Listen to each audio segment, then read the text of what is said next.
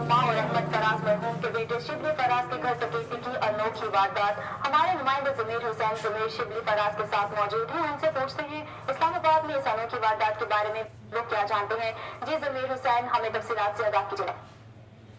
जी बिल्कुल, इस वक्त मौजूद हम F72 में शिबली फराज साहब के घर पे जहाँ पे डकैती का वाकया हुआ है, उनसे बात करते हैं, पूछते हैं कि क्या मामला हुआ है और किस तरह ये डकैती है और क्या क्या चीजें गई है, क्या कहते हैं, उनसे मुकम्मल तौर पे बात करते हैं। जी शिबली साहब।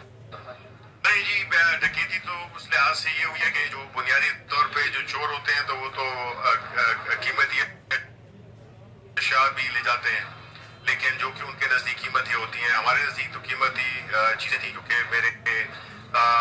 पूरे 17 साल 18 साल का जो रिकॉर्ड है, जिसमें कि मेरे बिजनेस का रिकॉर्ड है, जिसमें मेरी इनकम टैक्स रिटर्न्स हैं, जिसमें मेरी अहमद फराज ट्रस्ट जो मेरे वाले साहब का ट्रस्ट है उसकी दस्तावेजात हैं, फराज साहब की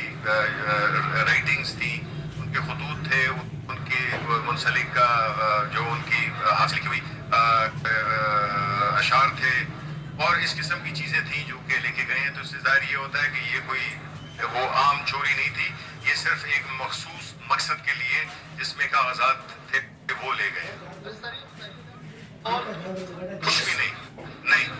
सिर्फ और सिर्फ ये चीज़ें गई हैं और पूरे घर में ये कागज़ बिखरे हुए हैं, जिसका फुटेज बनाया है हमारे जितने भी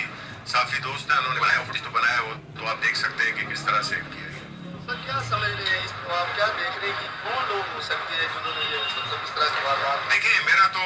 आपको पता है कि फराज साहब के बेटे होने के नाते और जो जिंदगी हमने गुजारी है, तो हमने तो बड़ी खुली किताब की तरह जिंदगी गुजारी है। तो जाहिर तो यही होता है कि मैं टेलीविजन पे जाता हूँ और मैं अपनी पार्टी का मौका बड़े पुरजोर अंदाज में बयान करता हूँ टॉक शोज पे,